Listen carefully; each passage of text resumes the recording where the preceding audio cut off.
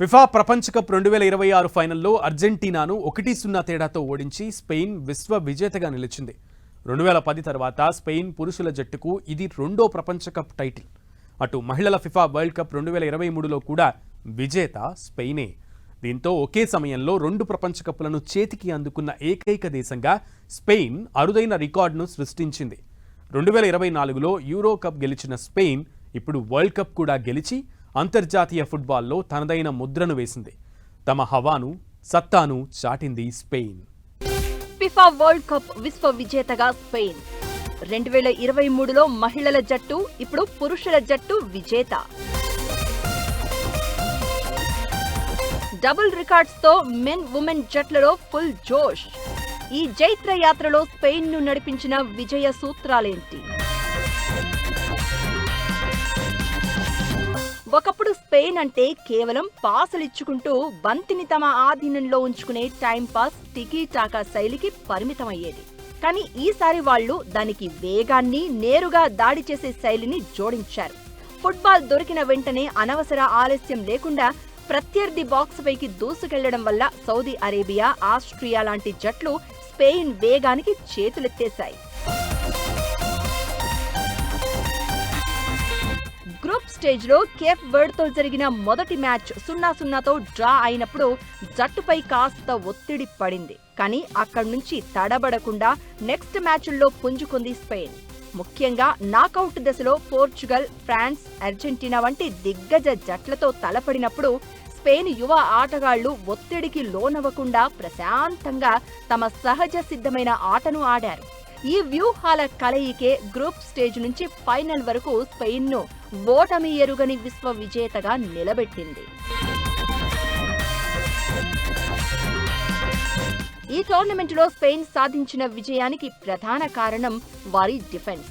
మొత్తం 8 మ్యాచ్ల ప్రపంచ కప్ ప్రస్థానంలో స్పెయిన్ ప్రత్యర్థులకు కేవలం ఒకే ఒక్క గోల్ సమర్పించుకుంది.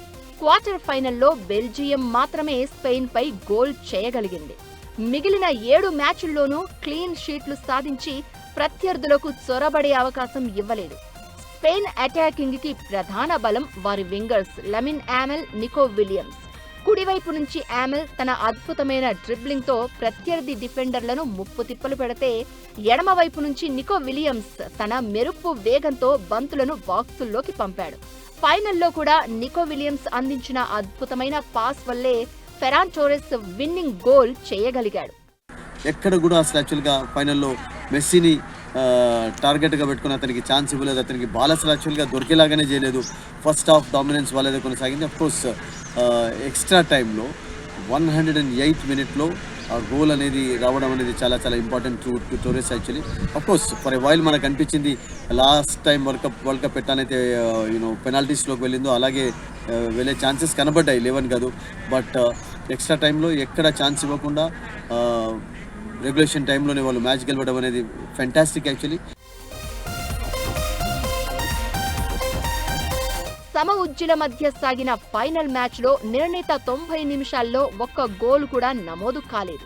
అయితే ఎక్స్ట్రా టైంలో సబ్స్టిట్యూట్ గా మైదానంలోకి వచ్చిన ఫెరాన్ టోరెస్ 106వ నిమిషంలో నికో విలియమ్స్ అందించిన పాసును గోలుగా మలిచి స్పెయిన్ ను జగజ్జేతగా నిలిపాడు. ఫెరాన్ టోరెస్ కు man of the match award దక్కింది.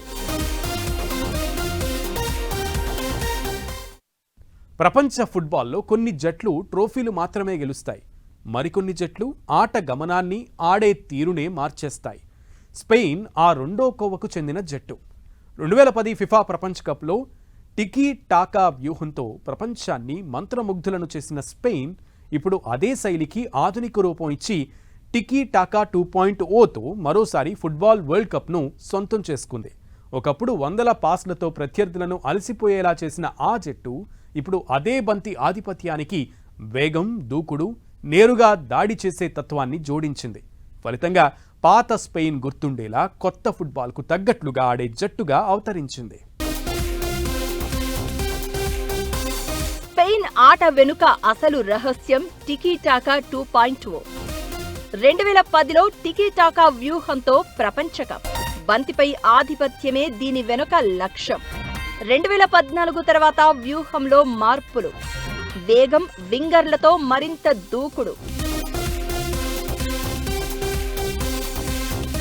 టికీటాకా అంటే బంతిని ఎక్కువసేపు తమ ఆధీనంలో ఉంచుకోవడం, ప్రత్యర్థి ఆటగాళ్లను తమ వైపు లాగడం, వరుస చిన్న చిన్న పాసులతో ఖాళీ స్థలాలను సృష్టించడం, సరైన సమయం కోసం ఓపికగా ఎదురు చూడడం ఈ శైలి ప్రత్యేకత.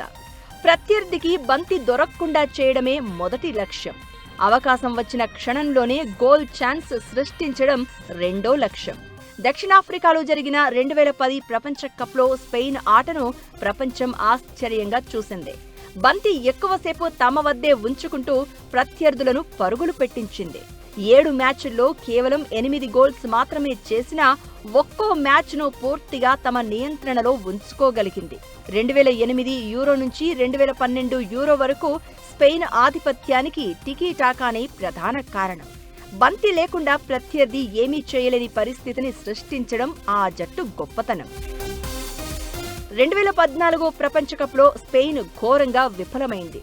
2022 ఖతార్ ప్రపంచ కప్లో అప్పటి స్పెయిన్ కోచ్ లూయిస్ ఎన్రికే కూడా పాత శైలిని కొనసాగించినా ఆశించిన ఫలితం రాలేదు. ఎక్కువసేపు బంతిని తమ వద్ద ఉంచుకోగలిగినా గోల్స్ గా మార్చలేకపోవడం పెద్ద సమస్యగా మారింది. కాలం మారుతోంది. ఫుట్బాల్లో కూడా వేగం పెరిగింది. ప్రత్యర్థి జట్లు టికీటాకా టెక్నిక్ ని పట్టుకుంటున్నారు. ఎదురుదాడి చేసే వ్యూహాలు సిద్ధం చేసుకుని వస్తున్నారు. దీంతో స్పెయిన్ తన స్టైలుకు బలం చేకూర్చే టైమింగ్, గోల్స్ కు ప్రాధాన్యమివ్వడం మొదలుపెట్టింది. దీనికి వింగర్లు ఆయుధంగా మారడంతో బంతి బాక్స్ లో పడడానికి ఎక్కువ టైం పట్టలేదు. ఒకప్పుడు పాసుల మీద పాసులు చేస్తూ వెళ్లే స్పెయిన్ ఇప్పుడు విన్నింగ్ గోల్స్ లక్ష్యంగా వ్యూహాలను మార్చుకున్నాయి. యూరో 2024లో స్పెయిన్ మూడోసారి యూరో ఛాంపియన్ గా నిలవడం వెనుక టికీటాకా 2.0 కీలక పాత్ర పోషించింది. ఇది పాత స్పెయిన్ తో పోలిస్తే పెద్ద మార్పు. చాలా మంది టికీటాకా ముగిసిపోయిందని భావించిన సమయంలో స్పెయిన్ దానికి కొత్త జీవం పోసింది. పాత సిద్ధాంతాన్ని పూర్తిగా మార్చకుండా ఆధునిక ఫుట్బాల్కు అనుగుణంగా తీర్చిదిద్దింది. అందుకే దీనిని ఫుట్బాల్ విశ్లేషకులు టికీటాకా 2.0గా అభివర్ణిస్తున్నారు. ఏదైతేనేం విజేత వేసిన బాటను అందరూ ఫార్ములాలా ఫాలో అవుతారు. ఇప్పుడు స్పెయిన్ ఫుట్బాల్ ప్రపంచంలో జగజ్జేత. సో ఆ టీం విజయ సూత్రానికే విలువ ఎక్కువ.